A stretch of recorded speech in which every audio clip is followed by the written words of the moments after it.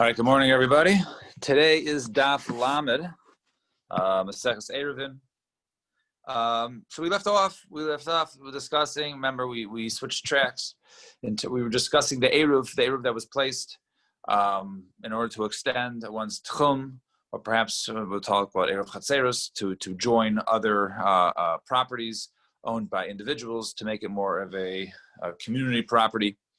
But anyways, we're discussing in terms of the size, how large the Eruv was. And we left off with a brisa that quoted Reb Shimon ben Elazar that says that when it comes to basically a person that eats a lot, okay, nevertheless, his Eruv is only the size of a regular person. It's not individualized. So the Gemara says, we left off, Umi Omar, I guess 5 lines from the top. Umi Omar, Reb Shimon ben Elazar, Hachiva Tani, then a brisa, Reb Shimon ben Elazar, Omer, Oig Melech HaBashan, Pischoi Kmelo. Now, there's a halacha when there's a corpse inside a house, right, as an oil, and the house becomes tamei. So in addition to the house becomes tamei, so too any doorway, entranceway becomes tamei because the body will be taken out through the house, through that door entranceway. Now, let's say the Pesach is not 4x4 tefachim, then it will not become tamei. So only the ones that are large enough will become tamei, but the smaller ones will not. Now, let's say there's no entranceways that are 4x4, then they all become tamei because we don't know which entrance they're going to go ahead and increase to take them out. So says the halacha over here, if let's say it was a very, very large person, right? Like the Og Melech HaBashan is very large. So the shear is not 4x4 tefachim, which would be the size to take out a regular corpse. The shear would be as large as an entrance to take out Og Melech HaBashan. So if there was one entrance that was large enough to go ahead and take out the large person, so that obviously that entrance would become tamei, and the others would be tahor. But what do you see over there? It's individualized, right? It goes by the corpse, by the person. Thereby, what would I say there? Hasam heichil yavid. So hadomin hadami v'nafke, right over there. Right. In other words, it should go ahead and basically cut apart the body to take it off into small entrances. Of course, you go according to the body, right? Maybe over there you go according to the body because there's no other way. We're talking about practically removing the corpse from inside the house and taking it outside. So of course, it's only the entrance that would fit through, right? You're not going to cut up the body. However, when it comes to Eruv, who says it's individualized?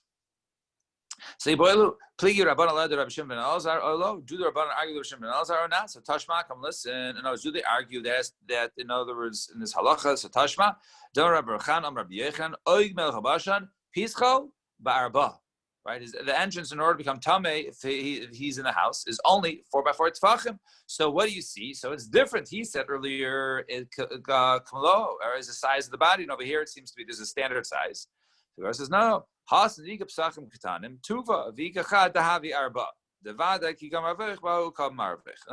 different. Over there is some of the case of the 4. It means if it was, let's say all the entrances were too small, except there was one 4x4. So really that one really should remain tahor, right? But it would remain tahor if there was other entrances that you could take out the large body. However, since this is the largest entrance, so we know that they're going to go ahead and basically increase this large entrance and make it big enough to take out the body. So therefore, in that case, the 4x4 was the largest one, and that's why it becomes tamei. Not because that entranceway becomes tamei because it was 4x4. No, rather it becomes tamei because it was the largest one. And Amarav Chia Barashi Amarav Ma'arvin B'Basar Chai, you can go ahead and use for an Eruv raw meat. And Amrav Shimon Barachia Marvin Bebeitzim Chayos, you also use raw eggs, right? The Kama and how much? So Amrav Nacham Bar Yitzchak Sinai Amar Shtaim. So he quoted that Sinai, right, who is a name of Rav Yosef. He was Baki and Mishnais and Brisas, right? He's called Sinai, just like Har Sinai. So he said two raw eggs would be sufficient. Fine, 2 dots. Now back to the case of our Mishnah. So we were talking about water and salt, and it says similarly, one who makes a neder, I will not eat from food, he can go ahead and eat water and drink water and have salt. So melech hamayim lo ikri mazon, ha kamili ikri mazon. Okay, I have a question. All right, I hopefully have an answer. Yeah. We just said make an Eruv with raw eggs, but the food has to be muchan. Has to be ready to be eaten. So how can nobody eats raw eggs. It's not common, but I guess it is edible. I mean, I believe it was Rocky. I think Rocky, eats raw eggs. But I don't know if they had special effects that he didn't really eat it in real life. I know people do somewhat eat it. I don't know, but I would not eat it, and most people would not. But I guess it's somehow it is edible by some. I would guess that would be that case. But that is the chiddush. That's why it says that. That's why the Gemara asks. So yeah, you're right. Anyway, so one who makes a neder from mazon, right? So as soon as you have to define from mazon, so you can go ahead and have salt and water. So melech umayim hudol ikri mazon.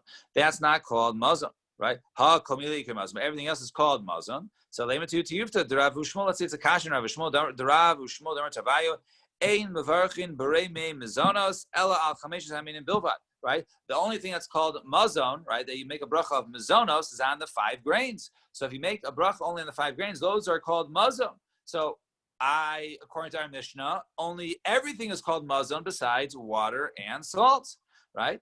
However, so the one says, first of all, didn't you guys already ask a kasha and Rav and Shmuel from another Mishnah and slug them up there? So the one says, no, let me have it to you to nami miha. Okay, let's be a second kasha in Rav and Shmuel. So no, not a kasha, but Omer kol hazan alai, right? So he says, no. If he goes ahead and he says, right, anything that basically satisfies me, so everything else basically could go ahead and satisfy him, but these do not satisfy him. When he used to go behind Rabbi Yechon, used to go ahead and eat the fruits of Gunasar. So Kavinan Beimei, when we were 100 people having Maktina L'Kochad V'Chad Asar, everyone would go ahead and pick 10 fruits. Sarah, the Chiavina Be'asar, when we were 10 people having Maktina L'Kochad V'Chad Mea, everyone would take 100 each. V'Chol Mea Minayu having Machzik L'Hu, and each one put on Tzana Bas Talasa Saw, basically wouldn't be able to be held in a 3 saw basket, which is very large. V'Achil L'Hu L'Kulun, and Rabbi Yechon would eat all of it.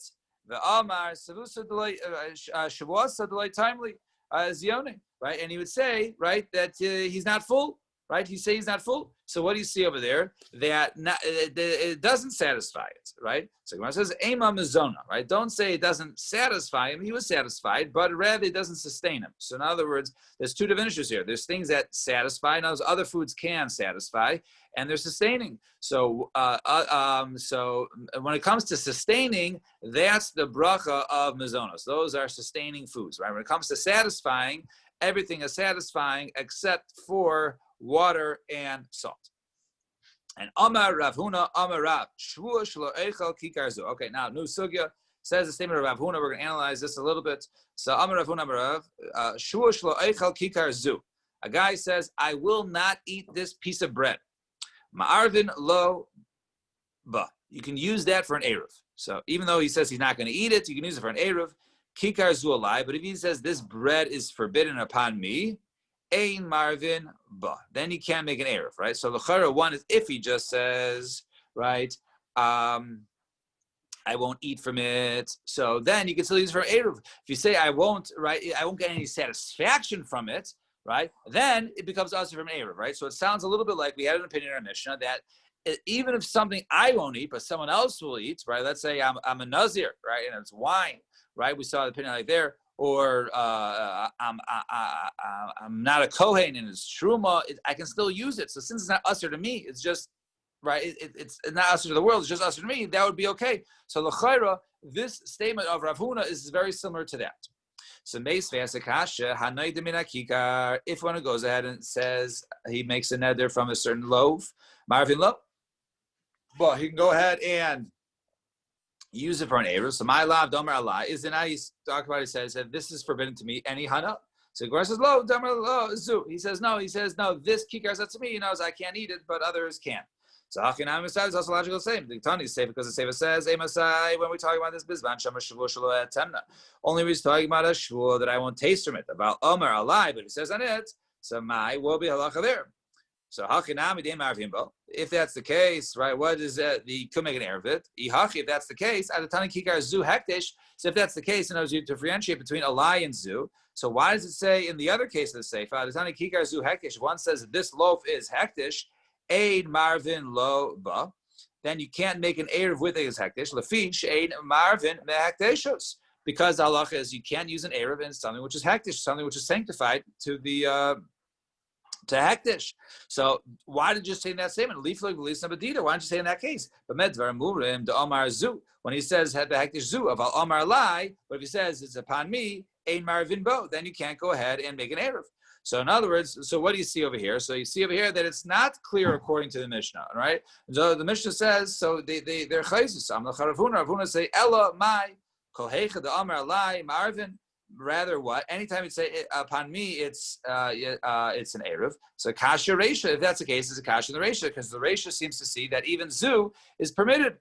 So the Gemara answers chasuri machzor. We're missing a part. V'achitan is what it means to say hanoi demina kikar. If one goes ahead and makes a neder from a kikar, marvin lo, right? If one said I'm not going to get for this kikar, then you can use it for an erev because he's not going to eat it. V'afilu amar layin. Even if he says this kikar is aser on me, nase kaimer shvua shaloyatena. Then it's like if he says this kikar is aser to me, knows any benefit. It's like he makes a neder that I will not taste from it, and therefore, but nevertheless, it can still be used in erev. If that's the case, mikol makom kasher avuna. It's a kasher avuna because according to this brisa, it appears that any sort of shvua still makes it mutter for him to use as long as it's not hektish, right? But if he says this shvu, whether the bread is usher to me, right, or I will not take, or any bread is usher to me, or this bread I will not, right, or this loaf, right? If he says this loaf is usher to me, or if he says, right, let the bread be usher upon me, right, zu or alai, right, two different cases, that would not work. It's a kasha and Ravuna because he wanted to differentiate between the two. So who dama Rabbi Eliezer. So therefore Rav Huna has to hold like Rabbi Eliezer. And what is Rabbi Eliezer's shita? The Tanya. Rabbi Eliezer, Aimer, shvua shlo oichel kikar zu. If he makes a shvua that I won't eat this loaf of bread, marvin lo, he can still use it as his eruv. If he says kikar zu alai, if he says this loaf is forbidden upon me, in other words, that is forbidden from me because any benefit from it, and I'm going to get benefit by using it as my eruv to extend my borders. Ein maravin ba. Then he can't use it as erev. So in other words, we see that Rav Huna holds like Rabbi Eliezer. So l'chayr it's a machlokes between Rabbi Eliezer and the previous brisa. Machlokes tonight. But the more questions, me Amar Rabbi Eliezer hachi. The Rabbi Eliezer says, "Fa'atayim l'non brisa zahaklal." This is the rule. Adam oiser atzma ba'ochel. If a person says forbids from eating something, then or for eating from food, marvin lo bo, he can go ahead and use it as an erev. But if he says that food is also to me, knows I can't get any hana from food. Not that I won't eat food, but any, right? I'm forbidden to get any hana from food. Haneser lo adam ein marvin lo. He can't get hana from it. So haneser lo adam ein marvin lo. So Rabbi Eliezer and so that then Rabbi Eliezer Aimer kikar zu alai. If he says this kikar is forbidden upon me, I can't get any benefit from it. Marvin loba, he can use it for an erev. So this contradicts what we thought Rabbi Eliezer said, right? Rav Huna made a statement. We thought it was identical to Rabbi Eliezer, and over here this contradicts it because the main part is if he's forbidden to get any benefit upon him from this loaf, how could he use it as an erev, right? Kikar zolai marvin ba. So, but if he says kikar zu hektish, but in a case then you could use it as erev. But if he says kikar zu hektish, it's hektish ein marvin laba, you can't use it at all if it's hektish. The fish ein marvin laba hektish is because you can't use it as hektish. So the Gemara answers straight tonight. But I'll leave it to Rabbi Eliezer. Actually, machlokes as to what Rabbi Eliezer said. So yes, or one opinion according to Rabbi Eliezer goes with Rav Huna says it differentiates between zu and alai, and the other opinion holds that no, both zu and alai are still both permitted to go ahead and make an eruv, and the only thing that's usher is if you say that this loaf is hektish, and then you can't use the hektish as your eruv. Fine, 2 dots. Now we had a machlokes in our Mishnah. The machlokes in the Mishnah, if I can find the Mishnah, right, about using something that wasn't fit for use. I hinted to before. Marvin for nazir v'yayin. A nazir can use wine, a yisrael can use truma, and Sumcha says, right, only by chulin, you can only use chulin. Now, so that was the Mishnah. So Sumcha says only chulin, a yisrael only use chulin. So the Sumcha holds they can only use things that are permitted to you, where the Tanakama holds that you can use things that even if I can't use, other people can use, right? Other people can use, and therefore it's fine. So if I can't eat it, at least other people can eat it, right? So we say, Masnisin Taloi Beis Shammai. So then we say our Mishnah is not like Beis Shammai. What do you mean? Titani learn a Beis Shammai Yomim Ein Marvin LeNazir B'Yayin or Yisrael B'Truma, right? Says Beis Shammai B'Ferish, right? A Nazir cannot use make an eruv with wine, and Yisrael cannot use truma, right? Which is a direct contradiction to our Mishnah. And Beis Hillel Amrim sounds like our Mishnah is only Beis Hillel, right? Beis Hillel Amrim Marvin LeNazir B'Yayin. A Nazir can use wine as his eruv. Yisrael and Yisrael can use betruma, use the truma as his eruv. So Amarlo Beis Hillel Beis Shammai. So Beis Hillel says Beis Shammai. So Iyatem Moedim. What? Let me ask you a question. Do you guys not agree with me? It has to be fit for that person to use on that Shabbos. Iyatem Moedim. Do you guys not agree? Turn the page. Shemarvin legadol. Right, for somebody, let's say who's over the age of bar mitzvah, b'yom kippurim, right, that you can make an eruv for someone at Yom Kippur. So in other words, let's say someone needs to extend his eruv for Yom Kippur, so he puts out a loaf. It's not fit for him on Yom Kippur. How could he go ahead and eat, right? So nevertheless, we see it works. So the Chara Beis Hillel is saying it doesn't have to be fit for the person because we see that it's fit. Some of that, yeah, that's true. Some of that, so exchange them having the God will be Yom Kippurim. Just like we can go ahead and make an eruv for Gadol Yom Kippurim, came out in the Nazir b'yayin l'yisrael b'truma. So too you can make an eruv for a Nazir or with wine, or Yisrael and truma. Ubeis Shammai answer Hasamika Suda Haroy Mibel Yom. Over there, at least before when Yom Kippur was starting, that food was fit food, right? You're able to eat that food on Friday. However, but over here, when it comes to a Nazir with wine, or it comes to truma, right, to a Yisrael, is a food fit for this person during the day. Now, that was the opinion of Beis Hillel and Beis Shammai. So, Kaman, yeah. We learned that the Ish Iti that took the out to the midbar, they would set up a series of eruvin so that he could get to the midbar, even though he was fasting and he wasn't going to eat it. But as long as it was right, then he could get the midbar. Well, that was the kasha from Beis Hillel. And Beis Shammai says, yeah, the reason why he could do it is because when they set it up on Friday, it was still permitted, it was mutter for the person to eat. So therefore, it's not a problem to make it an eruv, eruv to extend the tchum. Right? So no one says you can't extend the tchum. That's what we're saying. That's the point. So now we're saying, so our interpretation of Beis Shammai is Deloy Kig Chananya. It's not like Chananya. Ditanya in the Brisa Chananya Omer, Kol Atzman Shel Beis Shammai Lo Yumoidim Be'eruv Ad Sheyayitzi Mitasav Chokli Tashmishav. L'sham. Says Chananya, the opinion of Beis Shammai is no shtick. You want to say that your Shvisas Shabbos, right, your place of residing in Shabbos is going to be over there. You can't just put food there.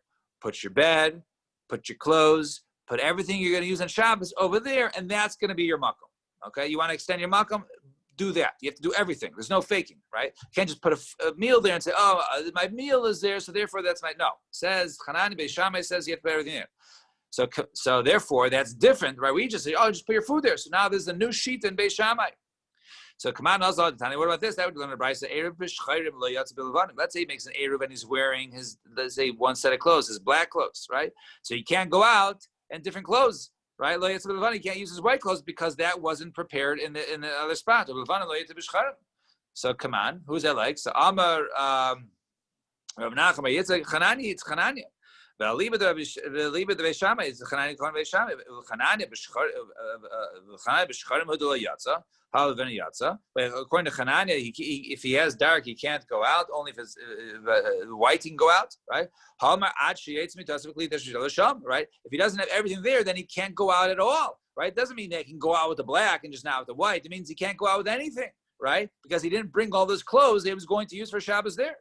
So Hakikam means to say, Erev b'levanim v'hutzar l'shcharim. If he made an Erev while wearing his white clothes and he needed his dark clothes, af b'levanim lo yetze. He should not go out even with his light clothes. So Kaman, who is that like? Rav Nachman Yitzchak Chanani. That the liba the Beis Shammai. That's Chananya who explaining, or Beis Shammai according to Chananya.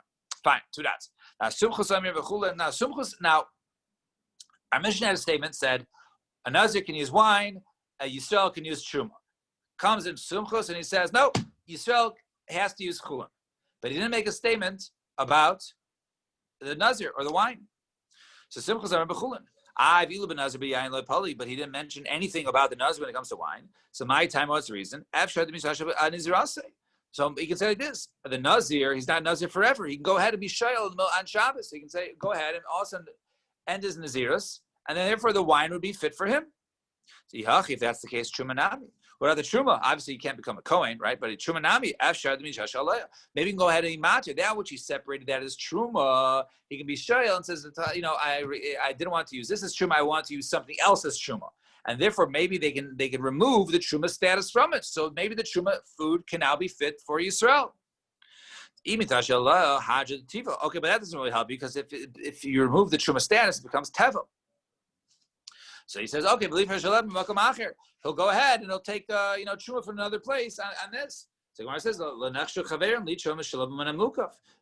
we hold that a chaver, a person, really shouldn't go ahead and take Truma from another place on this one. So therefore, since he's a chaver, he's not going to go ahead and basically say, oh, all this can be used for me to eat now as my suda, because I'll go ahead and take Truma from a malkam acher. I believe for shalom mine. So why don't you go ahead and basically, separate it now in this space where he's at. So the Gemara answers the last base shear, right? Because there's not enough food. In other words, it was only the minimum amount of shear he had for 2 sudas. And if he goes ahead and he separates it, some of it now as nutruma, then he doesn't have 100% of it. He only has, 98%. The 98% is no good. My pascha. So how can this be a psak? How can you stay in halacha if it's only talking about the minimum shear? Sa'ela sumchus savala karaban. Rather, the sumchus holds like the rabbanan. The amri called davar shu mishum shvus gazala ben shmashos. Anything that it's a shvus, there goes into shmashos, and therefore, in this case, since he can't go ahead and be matir and now go ahead and take trumas again, right? Because he can't do it on Shabbos. Therefore, the truma would forever be forbidden for him. So therefore, it has to be chulin. When it comes to a nazir, that would be okay, because he can still be matir his nazirus and then partake of the wine. Now, Kaman Ozla Ha the Tanan, right? Who does this go like? That which learned in the Mishnah. Yesh Sha'amru Hakol Fi Mashu Adam, right? There are some halachas when it comes to the size of the person. When it comes to mincha, right, for a handful, for a mincha, you take a handful. Chafnav, or the kohen gadol ketairos, he takes the ketairos with with his hands. It goes to the corner size of his hands. V'ashaisa, when it drinks lugmav, has to be the size of his cheek full. B'yom kippurim, u'mazon shtei sudas le'eruv. And when it comes to food for your eruv, it goes according to sudos according to that person. So it's a large person, eats a lot, there has to be 2 meals for him. If it's a smaller person, smaller meals for him. So come on, who is this like? Amar Abzera, Sumchasi. L'chari goes like Sumchas, right? Because Sumchas says it has to be fit for the person. In other words, if he has to be something that he's wanted to do. Sumchasi, Daramai, the Chazi Le'Be'ina, it has to be something which is fit for him. So Lema Pliga, the Rabbi Shimon ben Elazar, it should be argue Shimon ben Elazar. At the time, the Rabbi we saw yesterday, Rabbi Shimon ben Elazar, Aimer, Marvin l'chayla uzakin kadei mizanoso.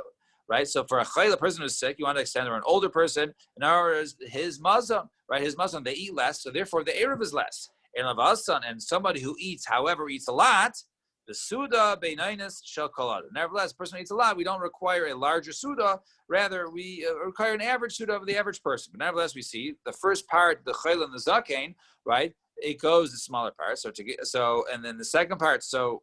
One tells it's fit for him, and therefore, according to this Rabbi Shimon ben Elazar, he holds that a person who eats a lot, he doesn't eat a lot meal, right? So it doesn't go like the person, right? So this is different than the previous opinion. The previous opinion said that everything for when it comes to an eruv is according to the person what he eats. But over here we say a person who the Rav's son, right? Person who eats a large meals, right? He eats 6,000 calories a day. He needs to have his big meals. So my answer is now tegim achayla v'zaken. A Rav son, batal daital eitzakodim. No, explain that's talking about the case of a choler zaken. Those people, right? Those people, we see that they need according to their needs. Their needs are less, therefore their karma is less. But when it comes to a person who eats a lot, then we say batal daita eitzakodim. Then his personal, that which he goes ahead and he has on his own, that is batal to the average person. We go according to the average person in that case. So that case is we say batal adaital eitzel kol. Fine. Next case in the Mishnah, a Kohen wants to go extend his Eruv and he puts it in a base of pras, basically a field that was plowed over, right? That there was once upon a time graves. In other words, it's still accessible. Why? A Kohen go ahead and basically blow on base of pras, right? Right, he can blow and see if there's any bones there, if there's small fragments, he'll be able to see it. And if he doesn't see anything, he can hold it and he can walk. And Rabbi Yehuda bar Ami Mishmei Rabbi Yehuda Amar Beis Haprash Shanida Shtar. Right, if once it's tread upon many times over and over and over, then any small bone fragments would have been kicked away, and therefore there is nothing for him to go ahead and be worried about. And Rabbi Yehuda Amar Af Beis Hakfaros, and Rabbi Yehuda says, Beis Hakfaros, a Kohen can go ahead and put his Eruv. Why? Because you go ahead and basically separate himself, basically go in a trunk or some sort of a cabin or something and be carried over. And therefore, and those will become an ohel, and those will basically protect from any tuma that's extended. So kasaver ohel zaruk shmei ohel. Over here we see that a moving ohel is considered to be an ohel. So perhaps if one, let's say underneath, right, if it extends underneath and is an ohel, and therefore if he's on top of the ohel, it doesn't go through. Rather, if there's enough space between the ground and the top, that acts as an ohel, and therefore it doesn't protrude, and therefore if anything on top is safe. And even if that's moving, right, because he's traveling through the basic kvaros. Now we say, this is actually a machlekes. The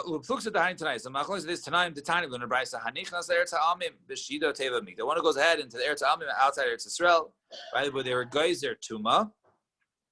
Rabbi Metame, Rabbi Yesi, Rabbi Yehuda Metar. Rabbi says you're tame, and Rabbi Yesi, Rabbi Yehuda says you're tar. So Mike Miflagi, what's machlokes there? Ma'aser oil zarek lav shmei. One holds that a moving ohel is not considered to be an ohel, and therefore, even though you're inside this trunk or whatever, this wagon, nevertheless, you're considered to be tameh because it's moving. The one holds the ones that know it is an ohel, therefore, even though you're starting on top, then you're ohel. Then then it would be what's it called?